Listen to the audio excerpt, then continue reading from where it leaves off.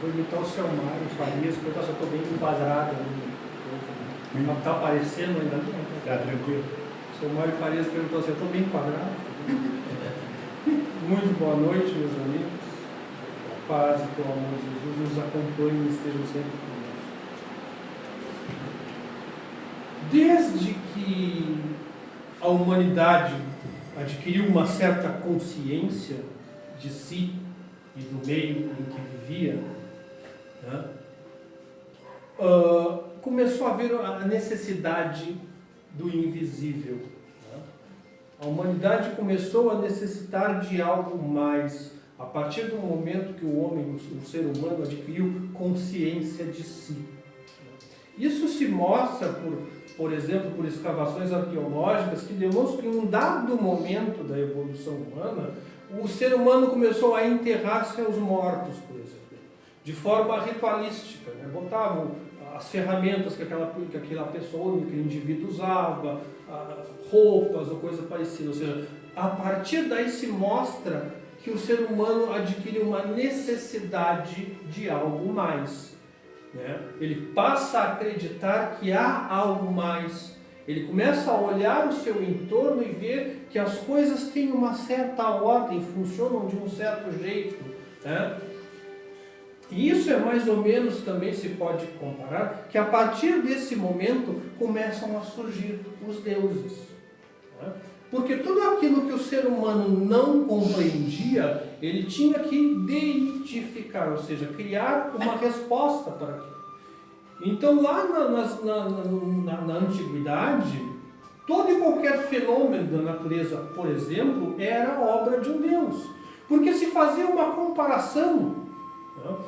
Se eu, por exemplo, se quando eu rego, se eu jogo água nas plantas, por exemplo, e daqui a pouco chove, se chove deve ser porque alguém está jogando água. Algum ser superior a mim está jogando água também.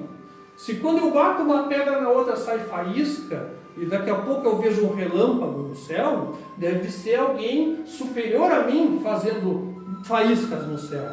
Né? Isso era o raciocínio da época. Então aí o ser humano ele começa a criar deuses. Né? Porque por necessidade. Né? Porque ele precisa de explicação. O ser humano precisa de explicação. O ser humano precisa de um porquê. Né? E isso se estende ao longo da história humana. E esses deuses, eles vão ter características de acordo com a necessidade de determinado povo. Se um povo necessita de água através da coleta, de comida através da caça, por exemplo, então ele vai ter deuses da água, Deus da caça, Deus da guerra, né? Ele vai ter o Deus que ele necessita. E isso ao longo da história da humanidade, ao longo das civilizações. Né? Se nós formos ver, por exemplo, gregos e romanos, eles têm mais ou menos o mesmo panteão de deuses. Por quê? Porque quando um país, um reino ou um povo invadia o outro, uma das primeiras coisas que eles faziam era se equiparar aquela crença para serem mais aceitos. Então, se vocês forem vincular os deuses gregos com os deuses romanos, eles são muito parecidos, porque em um dado momento Roma invade a Grécia. Então vai ter uma paridade, vai ter alguma coisa a ver um com o outro. Outra questão é que essa necessidade também de enxergar os deuses com o passar do tempo. Porque o ser humano ele vai evoluindo e a necessidade vai sendo maior de compreender. Ele vai tendo uma necessidade de enxergar este Deus que ele cria. Né? Então, por exemplo, os egípcios adoravam, de um certo momento, eles vão começar a adorar o Deus Ra. Quem era o Deus Ra? O Sol. Por exemplo. Eles tinham outros deuses, o Deus da morte, o Deus disso, o Deus... Era um panteão de Deus enorme. Por quê? Porque eles acreditavam que era necessário, né, que alguma coisa acontecesse. Por exemplo, no ritual da morte dos egípcios, eles achavam que eles iam precisar de tudo aquilo que eles tinham em vida. Então eles iam precisar do coração, do pulmão. Então eles levavam tudo isso junto, né? Era a crença que eles tinham. E eles precisavam enxergar esses deuses. Então eles enxergavam esses deuses muitas vezes na natureza. Se tu está vendo algo brilhante, que é, o que dá vida, o que aquece, né? Tu vai nomeá-lo como um Deus. É mais fácil de tu compreender, porque tu estás vendo. Muitas vezes também aconteceu, e isso é uma particularidade, por exemplo, das mitologias dos povos africanos, de ancestrais se tornarem deuses. Uma determinada população, um determinado grupo, tem um guerreiro que foi muito valente, por exemplo, e essa história deste guerreiro valente passa de geração a geração, até que as características desse guerreiro se confundem, por exemplo, com as características do fogo. Aí tem-se o Deus que representa o fogo, por exemplo. Não sei se eu estou falando certo. Digamos assim, o Deus da guerra. Tinha um guerreiro que era muito forte, que vencia todo mundo. Isso vai passando, essa história de geração para geração, vai se acrescentando outras mitologias junto, outras coisas mágicas, outras coisas fantásticas, e aí esse ancestral se torna, por exemplo, Ogum, que é o Deus da guerra. No caso do candomblé. E isso não é uma exclusividade da civilização do passado. Isso continua acontecendo, porque o ser humano vai avançando e vai necessitando de outras respostas.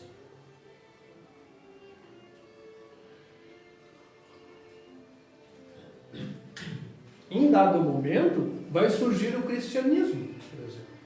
E o cristianismo vai usar das mesmas técnicas que outros povos utilizaram. Isso não é crítica. Por quê? Eu não estou criticando religião, porque eu acho que cada um tem que crer e seguir aquilo que ele bem entende, aquilo que ele faz bem. Mas o que o cristianismo fez também? Não propriamente o cristianismo, mas aqueles que passaram a controlar o cristianismo. Estipularam a data de nascimento de Jesus, estipularam, por exemplo, a aparência física de Jesus, determinaram se Maria era virgem ou não era virgem, e todo o resto. Para se adequar, por exemplo, acabamos de passar pela Páscoa, certo? Domingo passado era Páscoa. A Páscoa é um feriado, é uma comemoração judaica, que foi adaptada pelo cristianismo. Para quê? Para que mais pessoas se convertessem. Não quer dizer que não aconteceu o que aconteceu. É um feriado de um outro povo que é anexado à minha religião, à minha crença, para que isso se torne mais aceitável pelos demais. Tem algum problema nisso? Nenhum. É uma tradição milenar, já tem, sei lá, quase 2000 anos, ou algo parecido, eu sei que faz muito tempo. Então você vai se repetindo isso. Isso é uma prática comum do ser humano, porque o ser humano precisa disso. E muitas vezes o ser humano precisa disso por causa do sofrimento. Ele precisa de uma resposta para a fome, de uma resposta para a dor, de uma resposta para a perda que representa o desaparecimento ou a morte de uma pessoa. Então tu precisa, é humano necessitar destas crenças. Por isso é que se continua crendo. Por isso que as pessoas continuam acreditando. Muitas vezes a pessoa prefere crer do que saber, porque o crer é mais palatável às vezes do que o saber. Porque quando tu sabe algo, não tem como tu saber mais. Agora crer é mais simples. Eu simplesmente acredito, pronto. E não tem que ninguém dizer que a pessoa, tu está errado em crer nisso, não interessa. É a vida da pessoa, a pessoa está feliz assim, a pessoa se sente bem assim, é isso que importa. Independente, nós não temos que criticar o fulano, fulano está errado em fazer isso, em crer nisso. Não, deixa a pessoa com a crença dele. O meu papel aqui, não é criticar A ou B, o meu papel aqui é demonstrar como as coisas acontecem, como as coisas surgem, até chegarmos na doutrina espírita, que é o que também nos interessa. Ou seja, essas coisas vão se encaixando. E de uma hora para outra, um monte de deuses se tornam, que cada um com um nome diferente, se torna um só.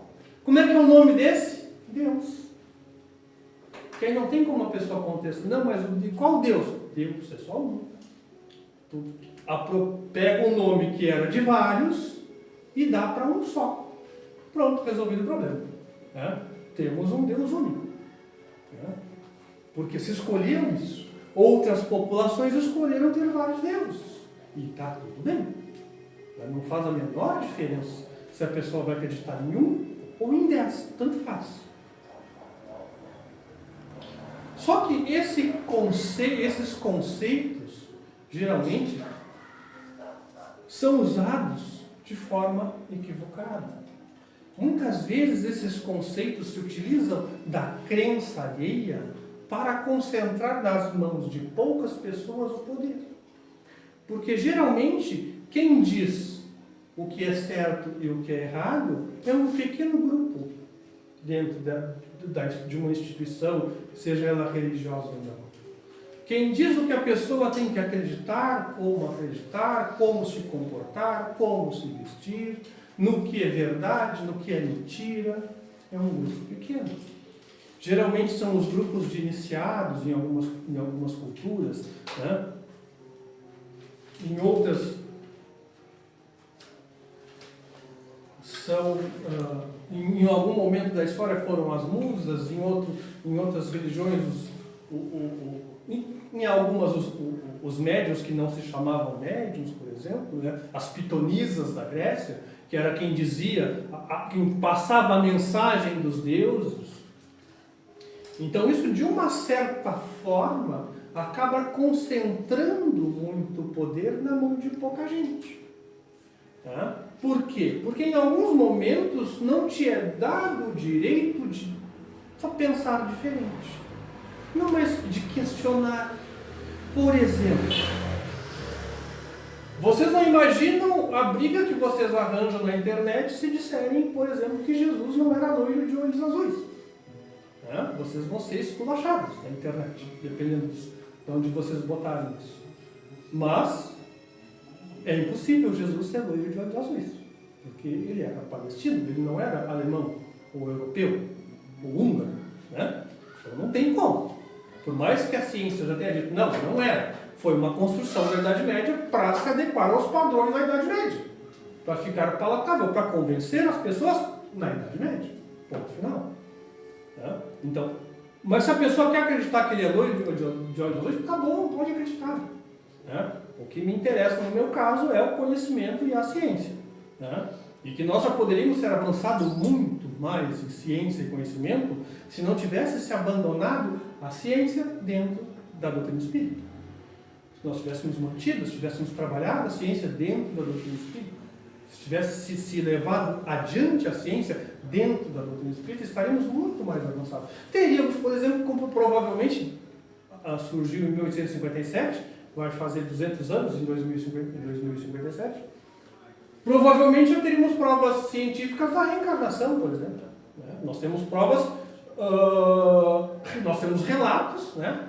Temos relatos de pessoas que são relatos extremamente confiáveis, porque a pessoa descreve exatamente, vai até o lugar e mostra. Tem uma história de uma menina indiana, se não me engano, que aconteceu exatamente isso, né?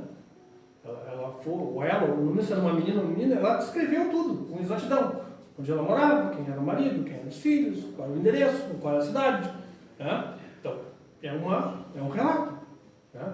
Mas agora a prova científica, digamos assim, eu falo filmar, mas o filmar um espírito, o enxergar o outro plano, que alguns médios enxergam e das formas mais diversas e outros não se conseguiu até hoje. Justamente porque se deixou de lado talvez uma das partes mais importantes da doutrina espírita quando criada, que foi a ciência. Porque as sociedades espíritas, na verdade, não eram centros espíritas, eram sociedades porque eram sociedades de estudo. Por isso é que se tinha nas sociedades espíritas a maior quantidade de livros que vocês possam imaginar. Livros favoráveis, livros contrários, livros da física nascente, livros, né? Tinha todo tipo de livro, por quê? Porque se estudava, tá? Se estava tentando comprovar aquilo que os espíritos estavam dizendo. Porque também os espíritos que davam comunicação eram, como diz a própria doutrina espírita, né? O espírito de homens que haviam vivido e reencarnado nesta terra. Então, algumas informações, muitas vezes, careciam de credibilidade. Então, se tivesse se mantido, talvez a gente tivesse avançado muito mais. Inclusive socialmente, talvez a gente já tivesse um conhecimento de massa, de grupo, que o cooperar é muito mais eficiente que o competir. Que o amar ensina muito mais do que o sofrer, por exemplo. Mas não fizemos isso. Da mesma forma, o que nós vemos hoje em dia, por exemplo, em alguns meios espíritas, é uma tentativa de retorno a essa dogmática de como o fulano tem que pensar, como o fulano tem que se vestir, o que o fulano pode dizer, o que o fulano não pode dizer. Né? Ou seja, além de deixar de lado a ciência, se quer transformar a doutrina espírita, e se vem tentando ao mesmo tempo, numa religião, o que ela não é. E aí você vai comer, por que tu diz que não é? Porque está no livro dos Espíritos está escrito que a doutrina espírita é filosofia, ciência e moral. Moral não é religião. Eu já vi escrito em sites famosos, né? Esses que se julgam os representantes do espiritismo no mundo. O espiritismo não tem representante no mundo, o representante do espiritismo são os espíritos. E que caracteriza a doutrina espírita como ciência, filosofia e religião. E não é. Agora, por que essa necessidade de transformar aquilo que não é religião em religião? Pelo mesmo motivo de antes. Para concentrar o poder na mão de poucos, talvez. Para dizer o que é certo e o que é errado. Para dizer, olha, você tem que estudar assim. Você tem que pensar assim, senão você está obsediado. Na Idade Média a pessoa estava possuída e era queimada na fogueira. Hoje é mais moderno, a gente só está obsediado, ninguém queima a gente na fogueira. A gente só ganha hater na rede social. Tá? Mas não deixa de ser também uma forma de tentar controlar aquilo que é incontrolável. Porque o progresso é incontrolável. A evolução do ser humano é incontrolável. Nós já vemos hoje pessoas, nós já estamos convivendo com pessoas que têm uma capacidade intelectual que nós, quando tínhamos a mesma idade, não chegávamos nem perto. A gente estava limpando o tatu do nariz com o dedo. E as crianças estão debatendo contigo de igual para igual, né, com 3, 4 anos de idade. Então são espíritos que já estão num patamar acima do que o nosso. Tá? É irrefreável. Por mais que se tente. Só que isso dá medo muitas vezes nas pessoas. Principalmente nas pessoas que estão acostumadas a uma certa linha de raciocínio. É extremamente difícil tu olhar para trás e dizer como eu falei bobagem. E eu digo isso por experiência própria. Né? Eu não estou me eximindo. Eu olho para o meu passado muitas vezes e digo como eu falei bobagem. Como eu pensei bobagem. Como eu estava errado? Como é que eu pude ser assim? Eu não me envergonho porque não tem como me envergonhar, porque não tem provas de nada, não tinha internet. Pobre de hoje tem internet. Tudo que a gente faz de errado está lá gravado. Né?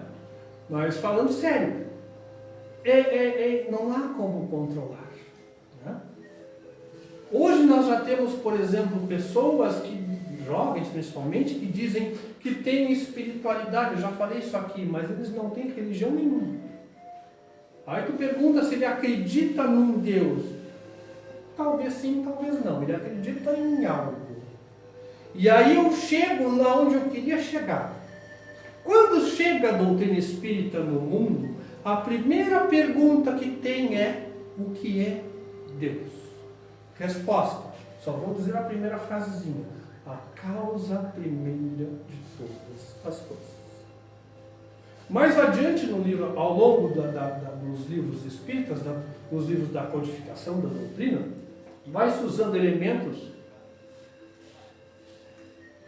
já do conhecimento humano da época para se explicar a doutrina, o mundo espiritual, mas essa parte é fundamental, a causa primeira de todas as coisas. O que quer dizer isso? Que até então nós criamos Deus. Todo o conceito de Deus que nós tivemos até então, e continuamos repetindo ainda porque somos insistentes, é criação nossa. Porque esse de que fala a doutrina espírita, ele não precisa ser adorado, ele não se agrada ou se desagrada, né? Ele não tem vontade ou má vontade, como tinham todos os outros anteriores. Porque se ele tiver isso tudo, ele é um ser. E sendo um ser, tem que ter início e fim. O que a doutrina espírita está nos dizendo? Que Deus não é nada disso que a gente cria por necessidade. Quando eu crio um Deus que tem que ser agradado, né? Isto não agrada, isto desagrada a Deus. Se desagrada a Deus, então ele não é Deus. Porque se ele é a causa primeira de tudo, ele não pode estar desagradado com algo que ele mesmo fez. Deus é além de qualquer imaginação nossa. Tudo que a gente cria, tudo que a gente fala, é criação nossa. Nós criamos esse Deus. E a doutrina espírita nos diz nessa pergunta que não é isso. Que esse Deus é uma energia, é algo que permeia tudo.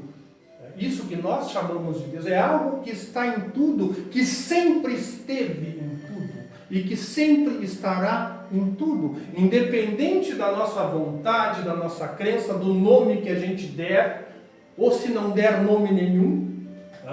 O fato da gente falar, dar características que na verdade são nossas, é justamente o que faz que esse Deus seja criado por nós. Esse não existe. Porque nós criamos. Nós o moldamos de acordo com o que nos agrada. E a doutrina espírita nos diz nessa primeira frase que não é isso. Claro, aí vocês vão me pegar todo o livro dos Espíritos e vão dizer, mas está escrito aqui, desagrada a Deus, Deus tem vontade, Deus está feliz, porque há uma necessidade de comparação. Porque senão a gente não entende. São coisas que a gente não tem a capacidade de imaginar se não houver uma comparação. Como lá no início da civilização humana. Nós tínhamos que comparar com coisas que a gente conhecia. Lembra da história do trovão? Deve ser alguém gigante, mais poderoso que eu, batendo pedras gigantes.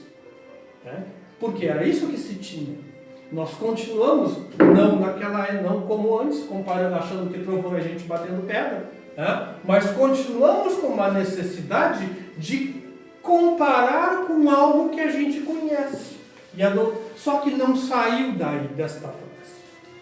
O ser humano continuou comparando com coisas que ele conhece. Então continuou cultuando, continuou adorando, continuou agradando ou desagradando, porque isso vai variar ao longo da sociedade.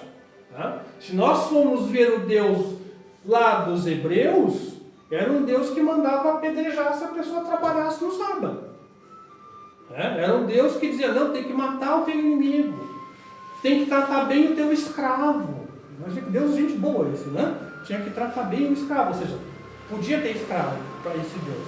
Então, a gente vai criando e adaptando conforme o nosso estágio enquanto civilização. E aí a doutrina espírita nos dá essa frase.